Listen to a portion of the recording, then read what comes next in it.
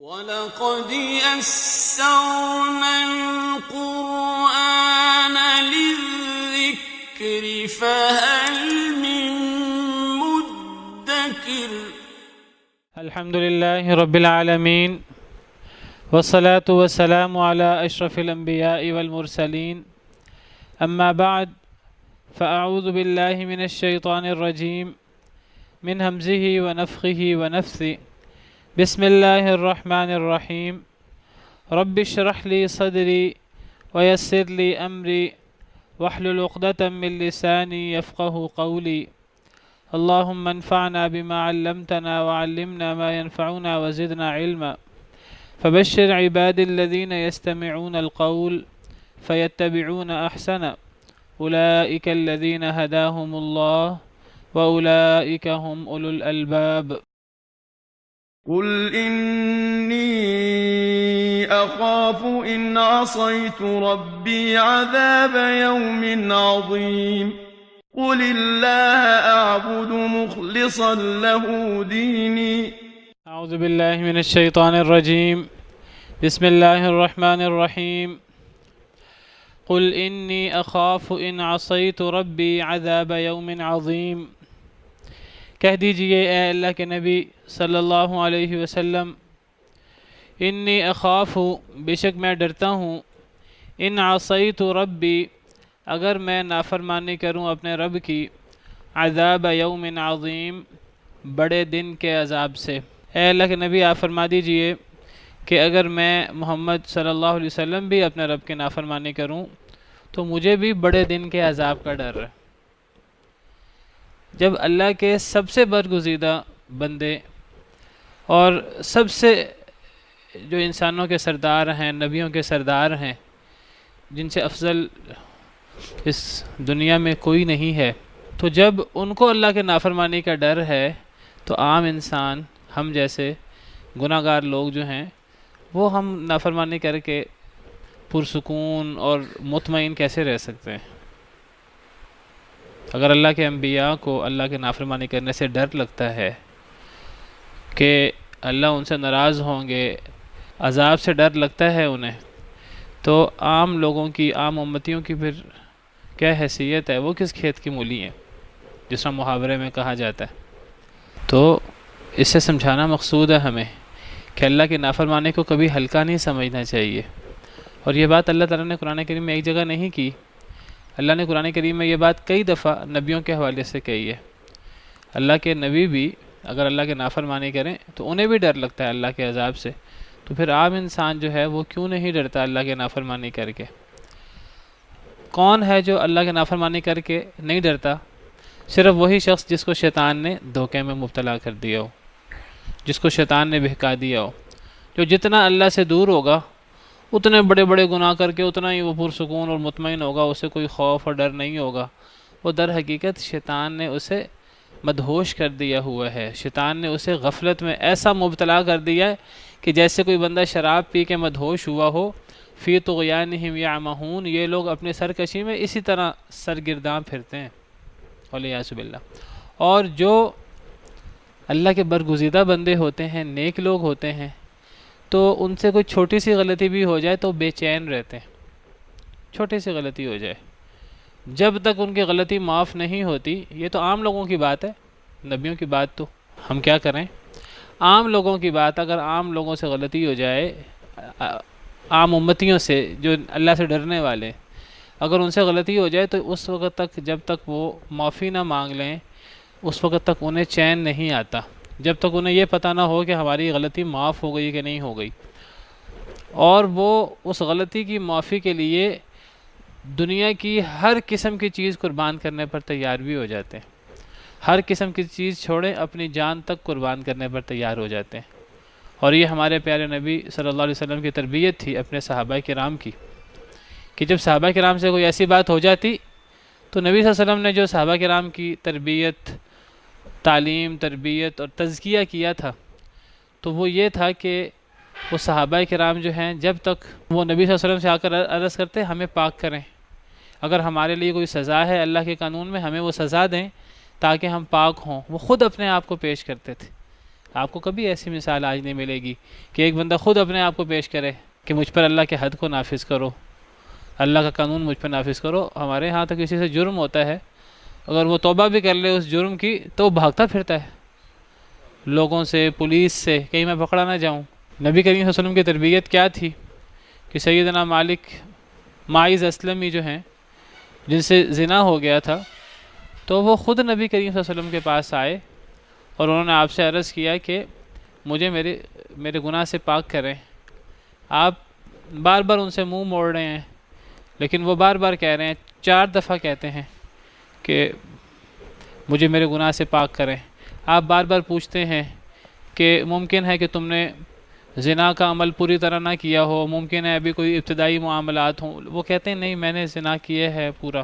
جب پوری طرح 4 دفعہ وہ گواہی دے دیتے ہیں، 4 دفعہ وہ اعتراف کر لیتے ہیں، گویا کہ وہ 4 گواہیوں کے برابر ہو جاتا ہے، اور نبی کریم صلی اللہ علیہ وسلم پوری طرح تسلی کر لیتے ہیں کہ بالکل جو ہے وہ آخر تک معاملہ گیا ہے، ابتدائی معاملات نہیں ہیں، تو پھر نبی کریم صلی اللہ علیہ وسلم جو ہیں وہ رجم کرنے کا حکم دیتے ہیں اور ان کو رجم کر دیا جاتا ہے، اور پھر اس طرح کر کے وہ اپنے گناہ سے اپنے آپ کو پاک کرتے ہیں۔ اور پھر جس خاتون سے انہوں نے زنا کیا تھا، اس خاتون کو پتہ ہے کہ حضرت ماعز اسلمی کے ساتھ کیا معاملہ ہوا ہے، اور رجم کی موت کتنی تکلیف دہ موت ہوتی ہے، اس کو پتہ ہے، لیکن وہ کچھ دیر بعد نبی صلی اللہ علیہ وسلم کی خدمت میں حاضر ہو جاتی ہے، کہتی ہے کہ مجھے پاک کریں میرے گناہ سے۔ آپ اسے منہ موڑتے ہیں اور آپ اسے بار بار واپس جانے کا کہتے ہیں، تو وہ کہتی ہے کہ آپ مجھے اسی طرح واپس لوٹانا چاہتے ہیں جس طرح آپ ماعز کو واپس لوٹا رہے تھے۔ جس ماعز نے جو زنا کیا تھا اس نے میرے ساتھ تو زنا کیا تھا، تو وہ اپنے آپ کو پیش کرتی ہے۔ نبی کریم صلی اللہ علیہ وسلم وہ حاملہ تھی اسی زنا سے، نبی صلی اللہ علیہ وسلم نے فرمایا کہ وضع حمل ہو جائے، ڈیلیوری ہو جائے، پھر میرے پاس آنا۔ تو وہ جتنا ٹائم ہے وضع حمل کا، وہ 8 مہینے 9 مہینے، وہ پورا ٹائم گزارتی ہے۔ اس پورے ٹائم میں اس کو کہیں قید نہیں کیا جاتا، کہیں بھاگ نہ جائے، بجائے اس کے کہ اس کو قید کیا جائے، اس کو یہ فکر ہے کہ میں نے اپنے آپ کو اس گناہ سے پاک کروانا ہے، مجھے اس کے لیے اپنی جان بھی قربان کرنی پڑے تو مجھے اس کے لیے اپنی جان قربان کر دینی ہے۔ میں رجم برداشت کر لوں گی، لیکن آخرت کی قبر کی سزا میں برداشت نہیں کر سکتی۔ دنیا کی سزا میں برداشت کر لوں گی، وہ وقتی ہے، لیکن میں ہمیشہ کی پھر زندگی میں پھر میں کامیاب ہوں گی۔ تو جب وہ ڈیلیوری ہوتی ہے، بچہ پیدا ہوتا ہے، تو اب نبی کریم صلی اللہ علیہ وسلم کے پاس وہ آتی ہے، کہتی مجھے پاک کریں، مجھے رجم کریں۔ نبی صلی اللہ علیہ وسلم فرماتے ہیں کہ اگر تمہیں رجم کر دیا جائے تو بچے کا پرسان حال کون ہوگا، بچے کو دودھ کون پلائے گا؟ فرماتے ہیں اس بچے کو لے جاؤ، جب یہ بچہ کھانا کھانا شروع کرے تو پھر آنا۔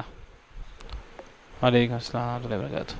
وہ لے جاتی ہے اور بچے کو پھر اپنے پاس رکھتی ہے، اور پھر جب بچہ جو ہے وہ کھانا کھانا شروع کرتا ہے تو وہ پھر سال کے بعد لے آتی ہے بچے کو، اس کے ہاتھ میں روٹی کا ٹکڑا ہوتا ہے، اور پھر وہ نبی صلی اللہ علیہ وسلم سے کہتی ہے کہ مجھے پاک کریں۔ آپ یہ دیکھیے، یہ صحابہ کرام کی کیفیت، میں نے پہلے بھی 1-2 دفعہ یہ واقعہ بیان کیا، صحیح واقعہ ہے، یہ کوئی وقتی کیفیت نہیں ہے، کوئی وقتی ایک ابال نہیں ہے، یہ ان کے ایمان کی ایک ایمان ہے جو ہر وقت ہے، اور کوئی قید نہیں کیا گیا، اور اس کو دنیا کی سب سے مشکل جو موت ہے، تکلیف دہ موت ہے رجم کی، وہ سزا ملنی ہے، لیکن اس کو پتہ ہے کہ اگر مجھے یہ سزا نہیں ملے گی تو میں اس غلطی سے پاک کیسے ہوں گی، یہ غلطی میرے ساتھ جائے گی اور اللہ کے حضور مجھے محاسبے کا سامنا کرنا پڑے گا، اور پھر وہاں کتنی سزا ملتی ہے۔ تو یہ تربیت تھی نبی کریم صلی اللہ علیہ وسلم کی۔ وہی بات، قل انی اخاف ان عصیت ربی عذاب یوم عظیم، نبی صلی اللہ علیہ وسلم کے حوالے سے ہے، اے اللہ کے نبی آپ فرما دیجئے اگر میں بھی اللہ کے حکم کی نافرمانی کروں، اپنے رب کی نافرمانی کروں، مجھے بڑے دن کے عذاب کا ڈر ہے۔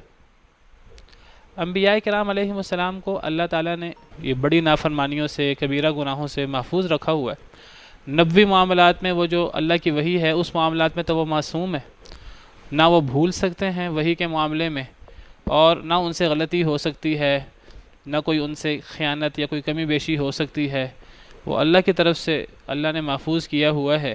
اور اسی طرح جو بشری معاملات کی حد تک کبیرہ گناہوں سے اللہ نے ان کو محفوظ رکھا ہوا ہے۔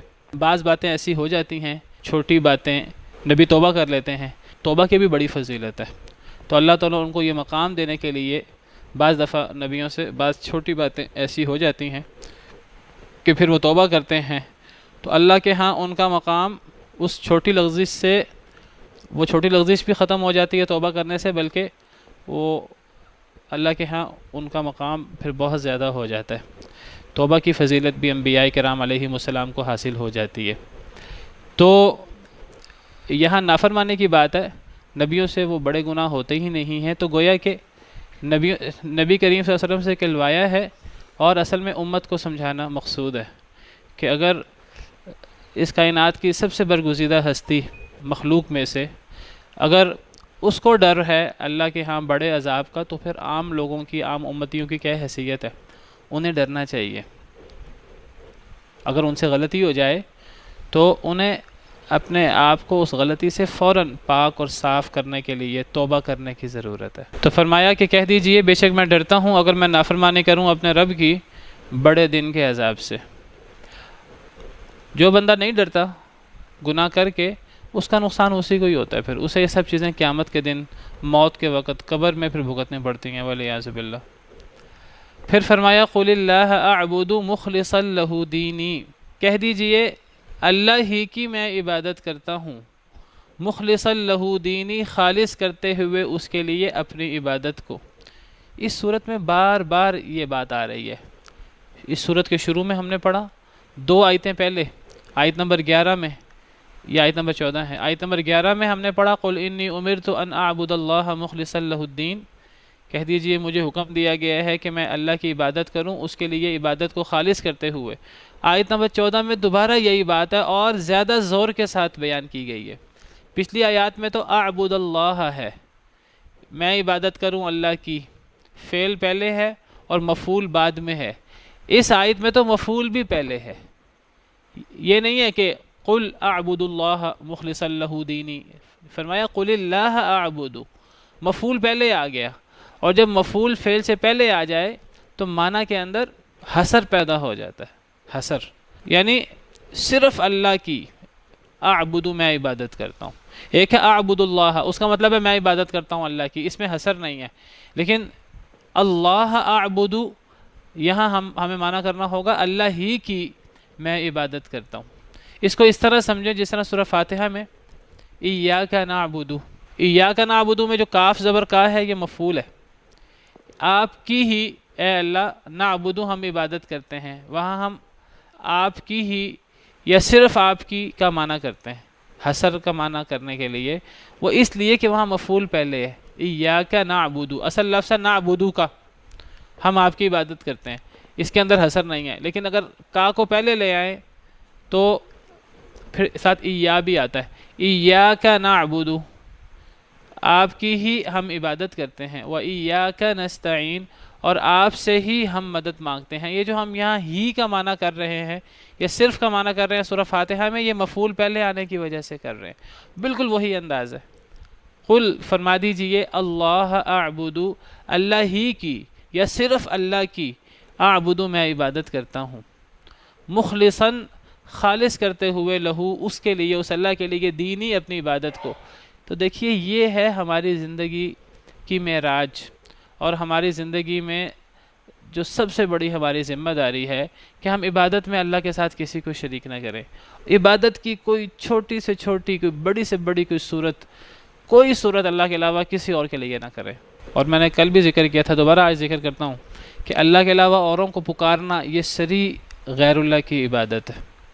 اللہ کے علاوہ اوروں کو پکارنا، اوروں سے نفع نقصان کی امید رکھنا، اوروں کو مشکل کشا حاجت روا سمجھنا، اوروں کو نظر و نیاز دینا، اور اللہ کے علاوہ اوروں کو اپنے اور اللہ کے درمیان واسطہ بنا لینا، اوروں کو سفارشی سمجھنا کہ اگر اللہ نہ بھی راضی ہو تو کچھ سفارشی ہوں گے وہ اللہ کے ہاں ہماری سفارش کر دیں گے، اللہ کے علاوہ اوروں کی قسم اٹھانا، اللہ کے علاوہ اوروں کو راضی کرنے کے لیے کوئی کام کرنا، اللہ کی رضا مقصود نہ ہو، لوگوں کی رضا مقصود ہو، جس کو ریاکاری کہتے ہیں، جو شرک اصغر ہے، یہ سب کی سب چیزیں خالص اللہ کی عبادت میں رکاوٹ ہیں اور اللہ کی خالص عبادت کے منافی ہیں۔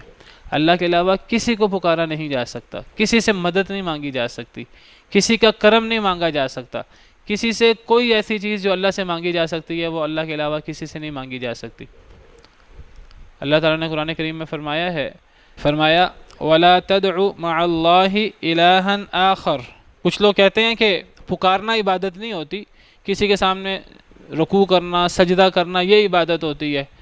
نہیں، کسی کو پکارنا بھی عبادت ہے۔ اللہ تعالیٰ فرماتے ہیں وَلَا تَدْعُ مَعَ اللَّهِ إِلَٰهًا آخر، اے اللہ کے نبی صلی اللہ علیہ وسلم، اور نہ آپ پکاریں اللہ کے ساتھ کسی دوسرے معبود کو۔ پکارنے کی بات ہے، اللہ کے ساتھ کسی معبود کو نہ پکاریں، یہ شرک ہے۔ اللہ کے علاوہ کسی معبود کو پکارنا کسی اپنی حاجت کے لیے۔ لا الہ الا ہو، کوئی معبود برحق نہیں ہے مگر اللہ، کوئی عبادت کے لائق نہیں ہے مگر اللہ۔ اللہ کے علاوہ اوروں کو پکارنا یہ اس کی عبادت ہے، اور اللہ کے علاوہ کوئی عبادت کے لائق نہیں ہے۔ کل شیء ہالک الا وجہ، ہر شے ہلاک ہوگی سوائے اللہ رب العالمین کے چہرے کے، اللہ رب العالمین کی ذات کے۔ تو اللہ کو ہی پکارنا حق ہے، لہو دعوت الحق، اللہ کے علاوہ کسی کو پکارا نہیں جا سکتا۔ ایک اور جگہ فرمایا سورہ یونس آیت نمبر 106 وَلَا تَدْعُ مِن دُونِ اللَّهِ مَا لَا يَنفَعُكَ وَلَا يَضُرُّكَ، اور اللہ کو چھوڑ کر نہ پکاریں اس کو جو نہ آپ کو نفع دے سکے نہ آپ کو نقصان دے سکے۔ اللہ کے علاوہ کوئی ایسی ہستی نہیں ہے جو ہمیں نفع یا نقصان دے سکے۔ اللہ کے علاوہ کسی کو مشکل کشا، حاجت روا سمجھنا، یہ سمجھنا کہ ہمیں وہ نقصان سے بچا سکے گا، ہمیں وہ نفع دے سکے گا، اللہ کے علاوہ کوئی ہستی بھی دوسروں کو نفع نقصان کیا دینا ہے، وہ اپنے ذات کو نفع نقصان نہیں دے سکتی۔ اگر اللہ کے علاوہ کوئی نفع نقصان دینے پر قادر ہوتا تو اللہ کے انبیاء ہوتے۔ اللہ کے پیارے نبی صلی اللہ علیہ وسلم جو تمام انبیاء کے سردار ہیں، وہ سب سے زیادہ اس لائق تھے۔ اگر اللہ کے علاوہ کوئی ہوتا جو نفع نقصان پر قادر ہوتا، اللہ تعالیٰ نے نبی کریم صلی اللہ علیہ وسلم کے حوالے سے فرمایا ہے کہ اللہ کے نبی آپ فرما دیجئے قُلْ إِنِّي لَا أَمْلِكُ لَكُمْ ضَرًّا وَلَا رَشَدًا، سورہ جن کی آیت ہے، سورہ جن آیت نمبر 21۔ اے اللہ کے نبی آپ فرما دیجئے نہیں میں اختیار رکھتا تمہارے لیے نفع کی اور نہ خیر کی۔ اے لوگوں، میں تمہارے لیے نہ نفع کا اختیار رکھتا ہوں، نہ کوئی خیر، کوئی بھلائی کا اختیار رکھتا ہوں، نہ میں تمہیں نفع دے سکتا ہوں نہ تمہیں نقصان دے سکتا ہوں۔ یہ تو ہے دوسروں کے لیے، نبی کریم صلی اللہ علیہ وسلم دوسروں کے لیے نفع نقصان پر قادر نہیں ہے۔ ایک اور آیت میں تو اس سے بھی آگے بڑھ کر فرمایا قُلْ لَا أَمْلِكُ لِنَفْسِي نَفْعًا وَلَا ضَرًّا إِلَّا مَا شَاءَ اللہ، سورہ اعراف۔ کہہ دیجئے اے اللہ کے نبی صلی اللہ علیہ وسلم نہیں میں اختیار رکھتا اپنے آپ کے لیے نفعًا ولا ضرًا، نفع اور نہ نقصان کی، الا ما شاء اللہ، مگر جو اللہ چاہے۔ میں اپنے لیے بھی نفع نقصان کا اختیار نہیں رکھتا۔ اللہ کے علاوہ کسی سے نفع مانگنا، نقصان مانگنا، کرم مانگنا، کوئی چیز مانگنا جو اللہ کے اختیارات میں ہے۔ ہاں کچھ لوگ مغالطہ دیتے ہیں، کہتے ہیں اگر اللہ کے علاوہ کچھ اور لوگوں سے مانگنا جائز نہیں ہے تو یہ جو سارے توحید کی رٹ لگانے والے ہیں یہ اپنے بیوی سے یا اپنے بچوں سے کوئی چیز کیوں مانگتے ہیں، یہ پانی کیوں مانگتے ہیں، یہ بیوی سے روٹی کیوں مانگتے ہیں۔ بھئی ان چیزوں کی بات ہو رہی ہے جو صرف اللہ دے سکتے ہیں۔ جو چیز انسان دے سکتا ہے وہ چیز انسان سے مانگی جا سکتی ہے۔ کوئی چیز وہاں پڑی ہو تو کسی سے کہا جا سکتا ہے کہ بھائی مجھے وہ چیز پکڑا دیں، کسی سے آپ مدد تعاون مانگ سکتے ہیں۔ تعاون مانگنا یہ تعاون مانگنا ہے۔ وَتَعَاوَنُوا عَلَى الْبِرِّ وَالتَّقْوَى، نیکی اور تقوی کے کاموں میں تعاون کرنا جائز ہے، کرنا چاہیے۔ وَلَا تَعَاوَنُوا عَلَى الْإِثْمِ وَالْعُدْوَانِ، برائی اور گناہ کے کاموں میں تعاون نہیں کرنا چاہیے۔ اس کی بات نہیں ہو رہی، ان چیزوں کی بات ہو رہی ہے جو خدائی اختیارات ہیں۔ خدائی اختیارات اللہ کے علاوہ کسی سے مانگنا جائز نہیں ہے، نہ کسی فرشتے سے، نہ کسی نبی سے، چاہے وہ زندہ ہو چاہے وہ فوت ہو چکا ہو، اور نہ کسی ولی سے، نہ کسی پیر سے، نہ کسی ولی سے۔ خدائی اختیارات والی بات، کسی سے اولاد نہیں مانگی جا سکتی، بیٹا یا بیٹی، کسی سے یہ نہیں کہا جا سکتا کہ میری کشتی پار لگا دو، کسی سے یہ نہیں کہا جا سکتا کہ اللہ کے لیے میرا کوئی بھلا کر دو، یہ اللہ سے مانگا جاتا ہے۔ کسی سے کوئی بھلائی نہیں مانگی جا سکتی جو اللہ بھلا کر سکتے ہیں، کسی سے کوئی نقصان سے بچاؤ نہیں مانگا جا سکتا جو اللہ نقصان سے بچاؤ کرتے ہیں، یہ صرف اللہ سے مانگا جا سکتا ہے۔ اللہ کے علاوہ کسی سے مانگا جائے گا تو یہ صریح شرک ہوگا، شرک اکبر ہوگا، اور یہ اللہ کی خالص عبادت کے منافی ہوگا۔ اور یہاں اللہ تعالیٰ نبی صلی اللہ علیہ وسلم کو حکم دے رہے ہیں کہ آپ اعلان کر دیجئے قل کہہ دیجئے اللہ اعبد، اللہ ہی کی میں عبادت کرتا ہوں، مخلصا لہ دینی، خالص کرتے ہوئے اس کے لیے اپنی عبادت کو۔ ایک اور آیت میں اللہ تعالیٰ فرماتے ہیں وَلَهُ الدِّينُ وَاصِبًا وَلَهُ مَا فِي السَّمَاوَاتِ وَالْأَرْضِ، سورہ نحل آیت نمبر 52 ہے۔ اللہ کے لیے ہی ہے جو کچھ آسمانوں میں ہے اور زمین میں ہے، وَلَهُ الدِّينُ وَاصِبًا، اور اللہ کے لیے ہی عبادت ہے، واصبہ چمٹ کر، اللہ کو ہی عبادت لازم ہے، اللہ کی ہی عبادت لازم ہے۔ عبادت کی کوئی قسم اللہ کے علاوہ کسی کے لیے نہیں کی جا سکتی۔ وعلیکم السلام ورحمۃ اللہ وبرکاتہ۔ اور جو بندہ عبادت کی کوئی صورت اللہ کے علاوہ کسی اور کے لیے کرے تو یہ شرک ہے، اور شرک قابل معافی نہیں ہے، شرک کبھی معاف نہیں ہوگا۔ تو بہت ضرورت ہے یہ بات سمجھنے کی کہ شرک کیا ہے۔ ہمارا المیہ یہ ہے کہ ہم شرک بھی نہیں سمجھتے، ہم کئی دفعہ شرک میں مبتلا ہوتے ہیں، اللہ معاف کرے۔ مسلمانوں میں سے بہت سے لوگ، ممکن ہے ہم میں سے کئی لوگ، ممکن ہے میں آپ میں سے کئی لوگ شرک میں مبتلا ہوں اور ہمیں پتہ ہی نہ ہو ہم شرک میں مبتلا ہیں۔ ہمارے لیے ضروری ہے کہ ہم سمجھیں کہ شرک کیا ہے، عبادت کسے کہتے ہیں، اور کون کون سی چیز عبادت میں شامل ہے، اور ہمیں اپنا محاسبہ کرنا چاہیے ہر وقت، کیا ہم میں سے کوئی بندہ عبادت کی کوئی صورت اللہ کے علاوہ کسی اور کے لیے تو نہیں کر رہا؟ اللہ کے علاوہ کسی دوسرے کی بات ماننا، کسی دوسرے کو حلال اور حرام کا حق دینا، یہ بھی عبادت ہے۔ اللہ کو چھوڑ کر کسی دوسرے کو، اللہ کی کسی مخلوق کو حلال اور حرام کا حق دے دیا جائے۔ ایک تو ہے کہ اللہ کا کوئی بندہ، کوئی عالم ہمیں دین کی بات بتائے، ہمیں کہ قرآن میں یہ ہے، حدیث میں یہ ہے، اللہ نے یہ فرمایا ہے، ہم اس کی بات مان لیں۔ ہم نے یہ اس عالم کی بات نہیں مانی، یہ ہم نے اللہ کی بات مانی، وہ ہمیں اللہ کی طرف بلا رہا ہے، اور اللہ کی طرف بلانا یہ سب سے بڑی نیکی ہے۔ اللہ تعالیٰ قرآن کریم میں فرماتے ہیں وَمَنْ أَحْسَنُ قَوْلًا مِّمَّنْ دَعَا إِلَى اللَّهِ، اس سے اچھی بات کس کی ہو سکتی جو اللہ کی طرف بلائے۔ یہ جو قرآن کی ہم بات کر رہے ہیں یہ ہم اللہ کی طرف ہی بلانے کی بات کر رہے ہیں۔ نبیوں کی بات ماننا ضروری ہے ہمارے لیے۔ نبی کبھی بھی کسی کو اپنی عبادت کی طرف نہیں بلاتے، نبی ہمیشہ لوگوں کو اللہ کی عبادت کی طرف بلاتے ہیں۔ اور نبی کے بارے میں تو اللہ نے فرما دیا ہے کہ نبی کبھی کسی کو اپنی عبادت کی طرف بلا ہی نہیں سکتا۔ نبی کے علاوہ اور لوگ چاہے وہ کتنے ہی ہمیں نیک نظر کیوں نہیں آ رہے، ممکن ہے ہمیں بڑے نیک نظر آ رہے ہوں، اندر سے وہ ہمیں اپنی عبادت کی طرف بلا رہے ہوں اور ہمیں پتہ بھی نہ لگ رہا ہو۔ نبی کے علاوہ ہر ایک کی بات پر ہمیں غور کرنا ہے کہ وہ اللہ کی بات ہے کہ وہ اللہ کی بات نہیں ہے۔ نبی جو بات کہہ دیں وہ نبی کی اطاعت غیر مشروط ہے، کیونکہ نبی کی زبان سے جو نکلتا ہے وہ وحی کے علاوہ کچھ نہیں نکلتا۔ اللہ کی بات، قرآن کی بات ہو اور نبی کی بات غیر مشروط طور پہ ہم نے ماننی ہے۔ وہاں سوال کرنے کی کوئی اجازت، کوئی ضرورت نہیں ہے کہ یہ اللہ کا حکم ہے کہ نہیں۔ لیکن اللہ اور اللہ کے رسول صلی اللہ علیہ وسلم کے علاوہ کسی اور کی بات ہو، وہاں ہمیں سوال کرنا چاہیے کہ آپ یہ جو ہمیں بات بتا رہے ہیں یہ آپ قرآن کی کس آیت کے روشنی میں بتا رہے ہیں، یہ کس نبی کریم صلی اللہ علیہ وسلم کے فرمان کی روشنی میں آپ یہ بات بتا رہے ہیں۔ ہمیں پوچھنا چاہیے، اور اگر ہم پوچھیں تو جس سے ہم پوچھیں اسے ہرگز اس پہ مائنڈ نہیں کرنا چاہیے، بلکہ یہ ہمارے ایمان کا تقاضا ہے۔ کئی لوگ مائنڈ کر لیتے ہیں، کوئی وہ مسئلہ بتا رہے ہوں، کوئی وہ قصہ سنا رہے ہوں، اپنی طرف سے کوئی حدیث بیان کر رہے ہیں، کوئی پوچھ لے کہ حضرت یہ جو آپ قصہ بیان کر رہے ہیں اس کا کوئی ریفرنس ہو، آگے سے کئی لوگ غصے ہو جاتے ہیں۔ آپ سمجھے کہ یہ لوگ صحیح بات نہیں کر رہے، پھر جو غصے ہو جاتے ہیں اس بات پہ۔ اللہ کے علاوہ کسی دوسرے کو حلال حرام کا حق دینا بھی شرک ہے، اور یہ بات میں اپنی طرف سے نہیں کہہ رہا۔ اللہ تعالیٰ نے قرآن کریم میں فرمایا ہے یہود و نصارہ کے بارے میں اتخذوا احبارہم ورہبانہم اربابا من دون اللہ، کہ یہود و نصارہ نے اپنے علماء، اپنے احبار اور اپنے رہبان درویشوں کو اللہ کے علاوہ رب بنا لیا تھا۔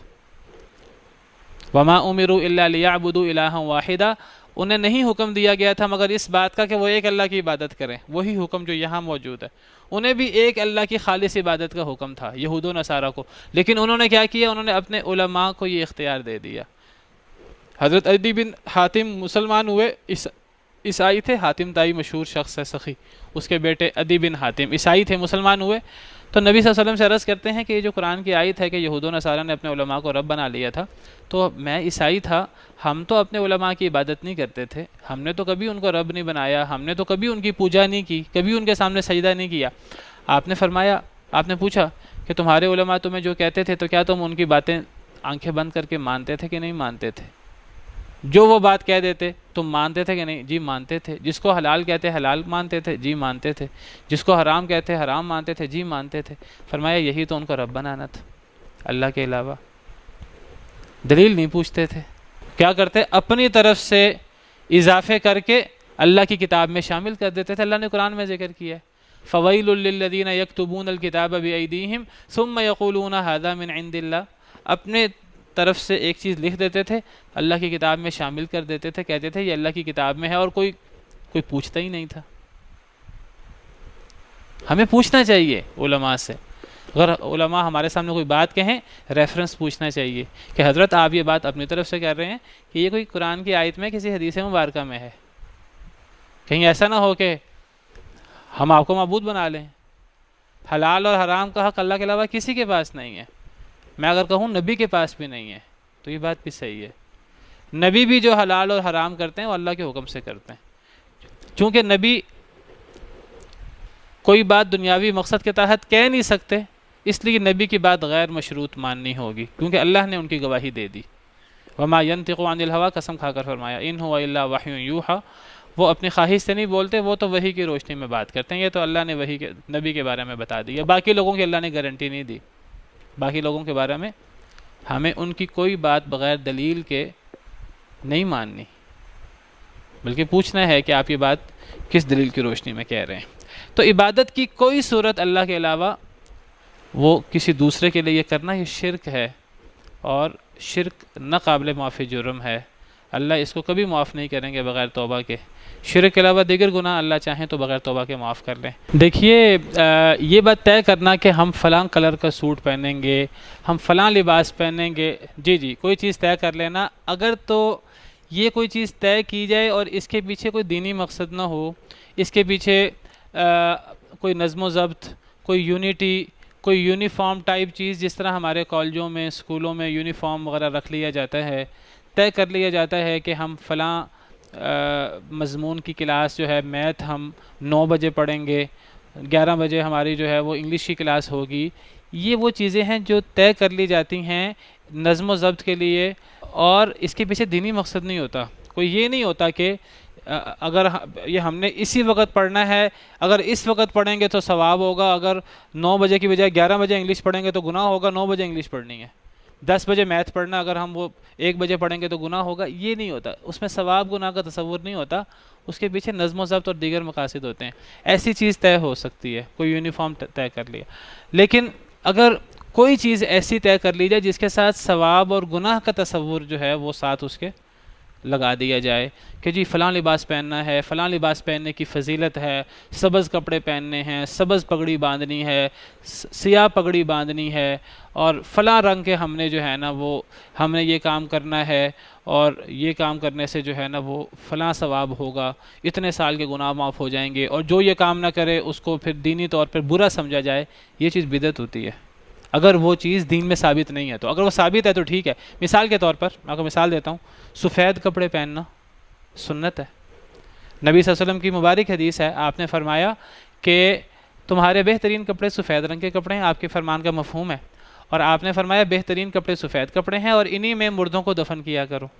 اب آپ نے دیکھا ہوگا کئی بزرگوں کو, علماء کو سفید رنگ کے کپڑے پہنتے ہیں, یہ مسنون چیز ہے. اب کوئی لوگ جو ہیں وہ نیلے رنگ کے کپڑے مخصوص کر لیں, کوئی لوگ سبز رنگ کے کپڑے مخصوص کر لیں, اور اس کو دین کے ساتھ ریلیٹ کریں.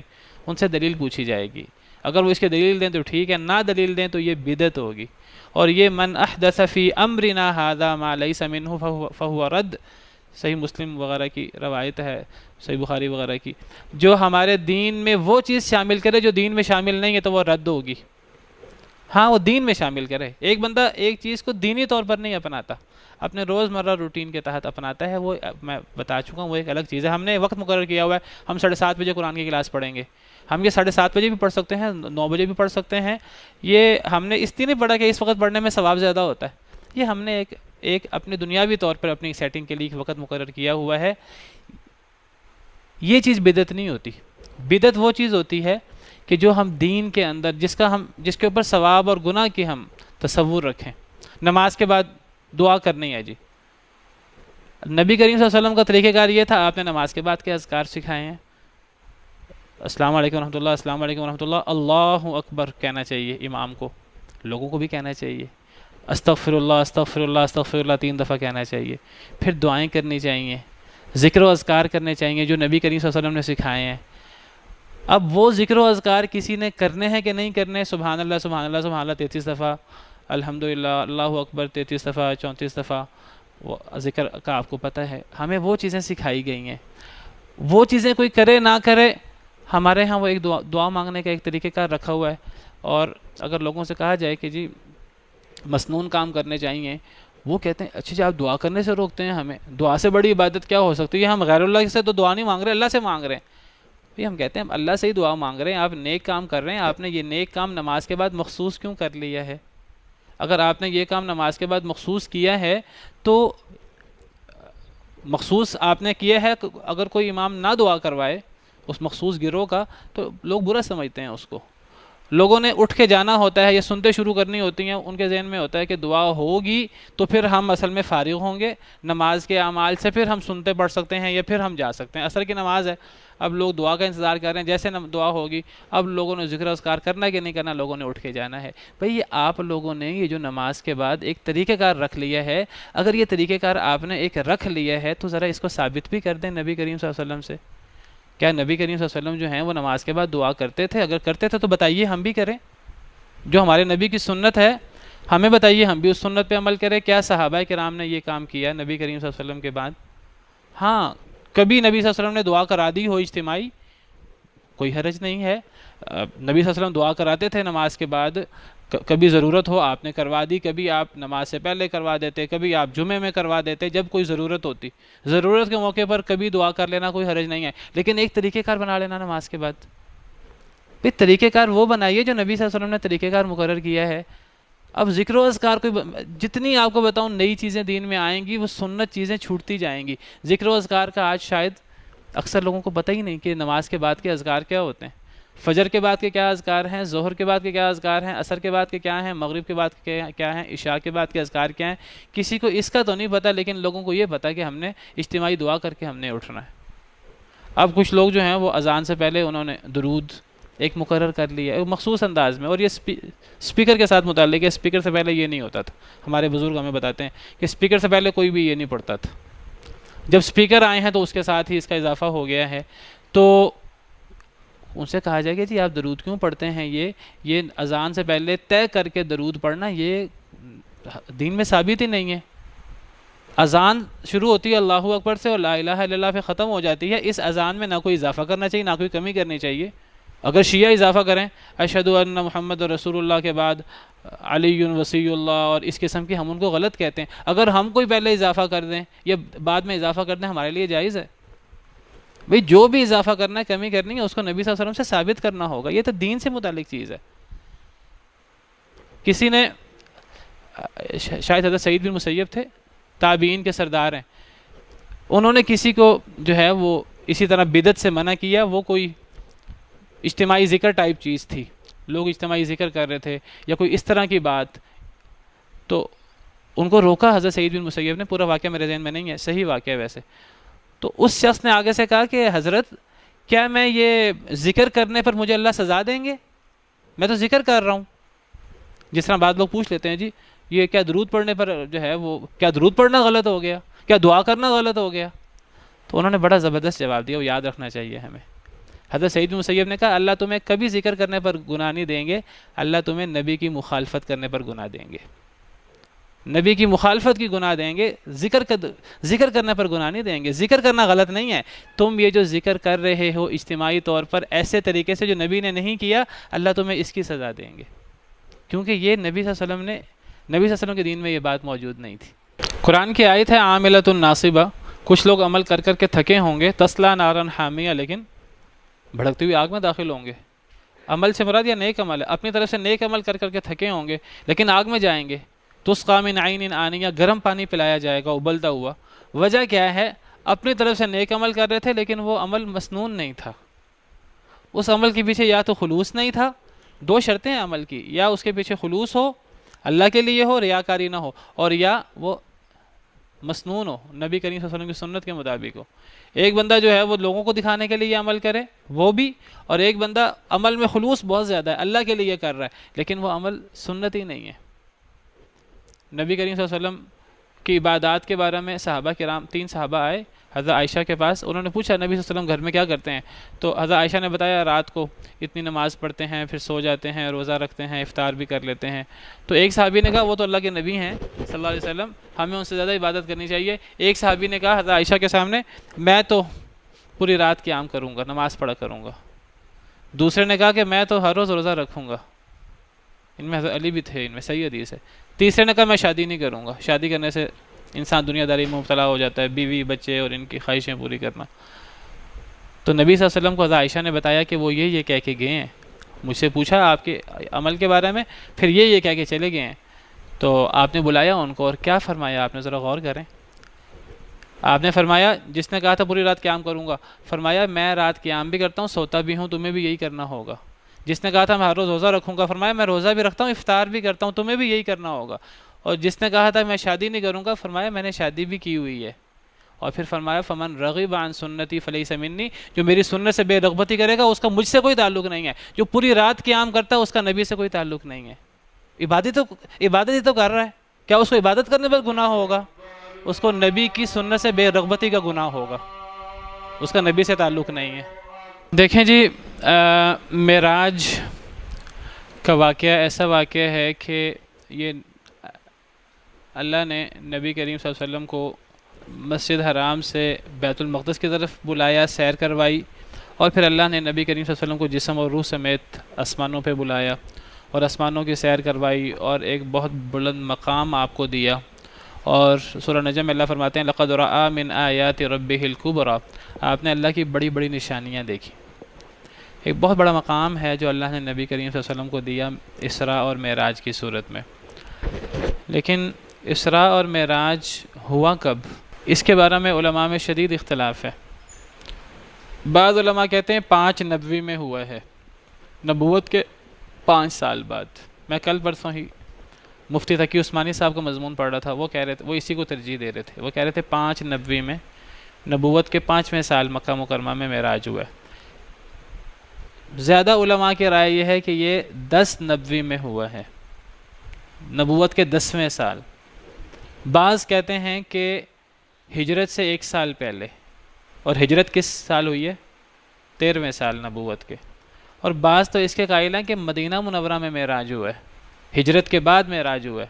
معراج کا سال طے نہیں ہے، کوئی بھی دلیل کے ساتھ یقینی طور پر معراج کا سال مقرر نہیں کر سکتا۔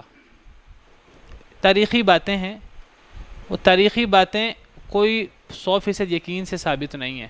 دیکھیے کسی حدیث میں آئے، کوئی صحابی بالضبط بیان کرے تو صحیح سند کے ساتھ یہ چیز تو ہوگی جو یقینی ہوگی، ایسی کوئی چیز ثابت نہیں ہے۔ احتمالات ہیں، بعض مورخین نے، بعض سیرت نگاروں نے، کسی نے 590 کہا، کسی نے 1090 کہا، کسی نے 11-12، کسی نے ہجرت کے بعد کہا کہ ہجرت کے بعد ہوا ہے۔ سال ہی طے نہیں ہے تو مہینہ کیسے طے ہوگا اور تاریخ کیسے طے ہوگی؟ مہینہ بھی طے نہیں ہے اور تاریخ بھی طے نہیں ہے، احتمالات ہیں، کوئی رجب کہہ دیتا ہے، کوئی اور مہینہ کہہ دیتا ہے، کوئی اور۔ جی میں یہی تو ذکر کر رہا ہوں، یہ 27 رجب کہنا کہ 27 رجب کو معراج ہوا ہے، کوئی دلیل اس بات کی نہیں ہے کہ 27 رجب کی رات کو معراج ہوا ہے، کوئی اس کی دلیل نہیں ہے۔ باقی کوئی بندہ کہہ دے کہ جی جس طرح وہ عیسائی کہہ دیتے ہیں جی حضرت عیسیٰ 25 دسمبر کو پیدا ہوئے ہیں، ان کو دلیل کوئی نہیں ہے اس بات کی۔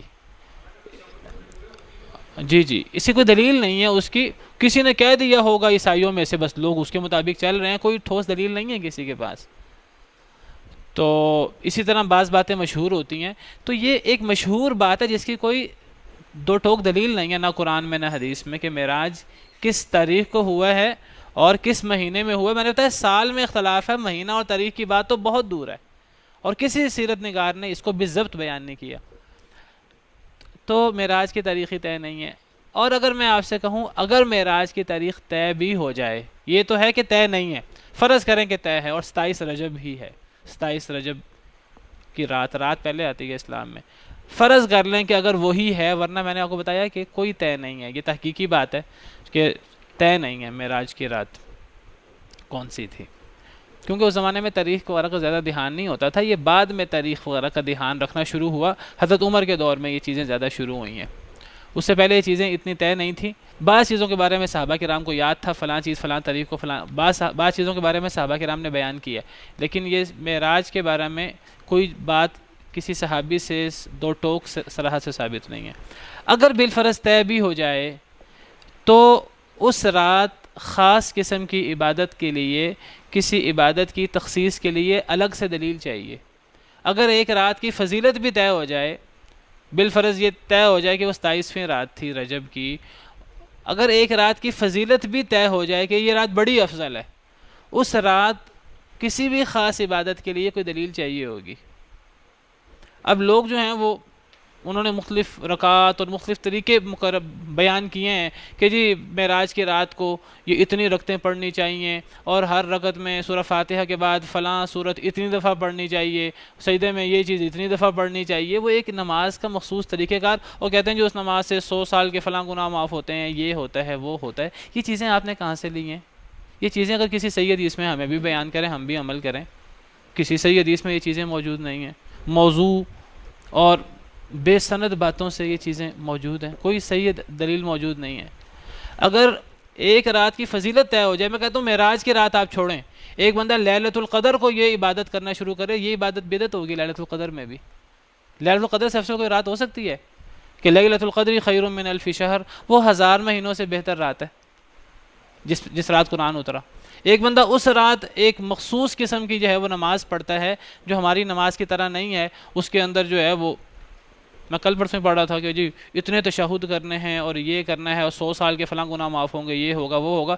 میں کہتا ہوں معراج کی رات تو چھوڑیں، اگر کوئی بندہ یہ کام جو ہے وہ لیلۃ القدر کو بھی کرے تو یہ بھی بدعت ہوگی۔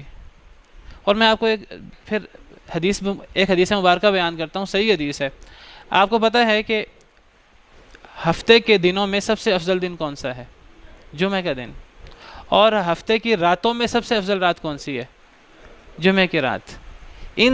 اس دن اور اس رات کی، جمعہ کی رات سے مراد جو جمعہ اور جمعرات کے درمیانی رات آتی ہے، اس دن اور اس رات کی فضیلت حدیث سے طے ہے، صحیح مسلم کی روایت ہے۔ میں آپ کو حدیث مبارکہ بیان کرتا ہوں، وہ اس دن اور اس رات کی جو فضیلت حدیث سے طے ہے۔ لیکن اب صحیح مسلم کی روایت ہے کہ حدیث مبارکہ میں ہے، نبی صلی اللہ علیہ وسلم نے ارشاد فرمایا کہ لا تختصوا لیلۃ الجمعۃ بقیام من بین اللیالی، کہ میرے صحابہ جمعہ کی رات کو راتوں میں سے قیام کے ساتھ خاص نہ کرو، جمعہ کی رات کو قیام کے لیے خاص نہ کرو۔ کیا مطلب قیام کے لیے خاص نہ کرو؟ یعنی ایک بندہ باقی راتوں میں تو قیام نہیں کرتا، بس اس رات اٹھ جاتا ہے کہ جی یہ تو افضل دن کی رات ہے، اس رات مجھے قیام کرنا ہے، باقی دنوں میں قیام نہیں کرتا، تو اس کو جمعہ رات اور جمعہ کی درمیانی رات قیام نہیں کرنا چاہیے۔ جو کرے گا تو اس کو ثواب نہیں ہوگا، گناہ ہوگا، اس حدیث کی صریح مخالفت ہو جائے گی۔ پھر فرمایا افضل دن کون سا؟ جمعہ کا۔ فرمایا وَلَا تَخُصُّوا يَوْمَ الْجُمُعَةِ بِصِيَامٍ مِّن بَيْنِ الْأَيَّامِ، اے لوگو جمعے کے دن کو باقی دنوں سے روزے کے ساتھ خاص نہ کرو۔ اب جمعے کے دن کی فضیلت تو طے ہے، ہفتے کا سب سے افضل دن جمعے کا دن ہے، فرمایا افضل دن ہو اس دن خاص روزہ نہیں رکھنا۔ پتہ لگا کہ کسی بھی عمل کو خاص کرنے کے لیے، چاہے وہ روزہ ہی کیوں نہ ہو، چاہے وہ رات کی تہجد، رات نماز میں قرآن پڑھنا ہی کیوں نہ ہو، اس کو خاص نہیں کیا جا سکتا کسی رات کے ساتھ جب تک وہ ثابت نہ ہو۔ جی پیر و جمعرات کو رکھتے تھے اور اس کی دلیل موجود ہے، اور وہ رکھنا چاہیے، وہ مسنون ہے، جو فرما دیا وہ مسنون ہے، پیر و جمعرات کو رکھنا چاہیے۔ لیکن جمعے کے دن کا روزہ خاص کر کے رکھنا صحیح نہیں۔ خاص کا مطلب یہ ہوتا ہے ایک بندہ جو ہے نا وہ ایک دن روزہ رکھتا ہے، ایک دن روزہ چھوڑتا ہے، یہ بھی مسنون روزہ ہے، اس میں وہ ایک دن روزہ رکھتا ہے، ایک دن چھوڑتا ہے، جمعے کا دن آ جاتا ہے، جائز ہے رکھنا۔ ایک بندہ ہر روز رات کو قیام کرتا ہے، جمعرات اور جمعے کی درمیانی رات آ جاتی ہے، یہ ٹھیک ہے۔ لیکن ایک بندہ کہتا ہے عام دنوں میں جو ہے نا وہ 4 رکعتیں پڑھتا ہوں، تو اب یہ جمعے کی رات ہے میں آج 12 رکعتیں پڑھوں گا، تو یہ جائز نہیں ہوگا۔ خاص کرنا کسی عبادت کے لیے جمعے کی رات کو، چاہے وہ افضل رات کیوں نہیں ہے، خاص کرنا جائز نہیں ہے۔ سورہ کہف پڑھنا ہے، جی پڑھنی ہے، یہ سنت ہے، یہ تو نبی صلی اللہ علیہ وسلم نے بتایا نا۔ ایک بندہ کہے جی میں تو جو ہے نا وہ جمعرات کو ہر جمعرات کو میں سورہ یاسین پڑھا کروں گا، بڑی افضل صورت ہے، بڑے فضائل ہیں اس کے، بڑی افضل صورت ہے. ہم کہیں گے یہ جو آپ خاص کر رہے ہیں جمعرات کے ساتھ، کہ کیوں خاص کر رہے ہیں؟ جمعرات کی تو خاص فضیلت بھی نہیں ہے. اگر فضیلت بھی ہو جمعرات کے دن کی، تب بھی کسی ایسے عمل کو خاص کرنا جو نبی صلی اللہ علیہ وسلم سے ثابت نہ ہو، خاص کرنا جائز نہیں ہے. یہ حدیث بڑی واضح ہے. اب میں آپ سے عرض کرتا ہوں، اگر معراج کی رات طے بھی ہو جائے کہ وہ 27 رجب ہے، تو اس رات ایک مخصوص عبادت کرنے کے لیے الگ سے دلیل چاہیے. وہ الگ سے دلیل دیں گے تو وہ عبادت مسنون ہوگی، نہیں دیں گے تو وہ عبادت کرنے سے گناہ ہوگا، ثواب نہیں ہوگا. اور وہ گناہ عبادت کرنے پر نہیں ہوگا، وہ نبی صلی اللہ علیہ وسلم کی سنت کی مخالفت پر ہوگا. اور آپ حدیث سن لیجئے، قیامت کے دن نبی کریم صلی اللہ علیہ وسلم روزہ اقدس پہ موجود ہوں گے، اور آپ کے صحابہ، آپ کے ساتھی، آپ کے امتی آپ پر پیش کیے جائیں گے. نبی صلی اللہ علیہ وسلم ان کو پہچان لیں گے. کیسے پہچان لیں گے؟ حدیث میں آتا ہے کہ اس امت کی خصوصیت ہے وضو کے اثرات، ان کے ہاتھ پاؤں اور یہ چیزیں، ماتھا، یہ چیزیں چمک رہی ہوں گی. حدیث میں آتا ہے چمک رہی ہوں گی. نبی صلی اللہ علیہ وسلم پہچان لیں گے اس چمک سے کہ یہ میرے امتی ہیں. تو آپ صلی اللہ علیہ وسلم فرمائیں گے اسی ہابی میرے پیارے ساتھی، ان کو میرے قریب کرو، میں انہیں پانی پلاؤں. آپ یہ کہیں گے، فرشتے انہیں دور کر رہے ہوں گے. اب تو مشہور حدیث آپ نے سنی ہوگی. تو نبی صلی اللہ علیہ وسلم کہیں گے میرے ساتھی ہیں، ان کو مجھ سے کیوں دور کر رہے ہو؟ فرشتے کہیں گے کہ انک لا تدری ما احدثوا بعدک، اے نبی آپ کو نہیں پتا کہ آپ کے بعد انہوں نے کیا نئی نئی چیزیں دین میں شامل کر دی تھی. تو جب نبی صلی اللہ علیہ وسلم یہ سنیں گے تو آپ فرمائیں گے سحقن سحقن لمن غیر بعدی، ان کو دور کر دو جس نے میرے بعد دین میں تبدیلی کر دی. دین میں تبدیلی کرنا چاہے وہ نیکی کے نام پر ہو، وہ جائز نہیں ہے. من احدث فی امرنا ھذا ما لیس منہ فہو رد، جو اس دین میں دین کے نام پر کوئی چیز کا اضافہ کرے جو اس دین میں شامل نہیں ہے، وہ رد ہے. آپ دیکھیں کہ کیا صحابہ، کیا سب سے پہلے نبی کریم صلی اللہ علیہ وسلم جب بھی معراج ہوا، میں کہتا ہوں چلے 5 نبوی کا ہوا یا 10 نبوی کا ہوا، یا چلے جب بھی ہوا، اس کے بعد نبی کریم صلی اللہ علیہ وسلم 10 سال کم از کم مدینہ منورہ میں آپ حیات رہے ہیں. آپ نے کیا کسی رات معراج کی رات آپ نے خاص عبادت کی؟ اگر کی ہے تو ثابت کر دیجئے دلیل سے، تاکہ سارے مسلمان کریں، مسلمان اکٹھے ہو کر ایک کام کریں. یہ نہیں کہ ایک گروہ کرے باقی گروہ نہیں کر رہا. سیدنا ابوبکر صدیق جن کو سب سے زیادہ محبت تھی صحابہ کرام، انہوں نے کیا معراج کی رات کوئی خاص عبادت کی ہے تو ثابت کریں، تاکہ ہم بھی ہمیں صحابہ کرام کے ایمان کو ہمارے لیے مثال بنایا گیا ہے. ہمیں حکم دیا گیا ہے کہ ہم نبی کریم صلی اللہ علیہ وسلم اور صحابہ کرام کے طریقے پر عمل کریں. ما انا علیہ و اصحابی، اس پر عمل کریں. صحابہ کرام نے کیا ہے تو بتائیے ہم بھی کرتے ہیں. اگر نہیں کیا، آپ کو بتا دوں جو نہ نبی صلی اللہ علیہ وسلم نے کیا نہ صحابہ نے کیا، اس میں کوئی خیر نہیں ہے. مشکوک کام ہے، کرنے سے آپ کو گناہ ہو سکتا ہے، ثواب نہیں ہو سکتا. اللہ کو آپ کی کوانٹٹی نہیں چاہیے، اللہ کو کوالٹی چاہیے. وہ عمل جس پہ نبی کریم صلی اللہ علیہ وسلم کی مہر ہو، وہ اس پہ ثواب ہوگا. آپ کہیں جی میں نے رات کو 200 نفل پڑھنے ہیں، وہ 200 نفل پڑھنے کا آپ کو وہ ثواب نہیں ہوگا جو آپ سنت کے ساتھ اگر 2 رکھتے ہیں، 4 رکھتے ہیں، 6 رکھتے ہیں، 8 رکھتے ہیں، اگر آپ سنت کے ساتھ پڑھ لیں جو اس کے ساتھ ثواب ہوگا، وہ 200 یا آپ کو 1000 نفل پڑھنے سے وہ ثواب نہیں ہوگا. اللہ کو تعداد نہیں چاہیے، اللہ کو کوالٹی چاہیے. تو یہ سنت اور بدعت کی بات ہے. تو شب برات کے بارے میں انشاءاللہ آئندہ کسی دن بات کریں گے. سبحانک اللہم ربنا وبحمدک، اشہد ان لا الہ الا انت، استغفرک واتوب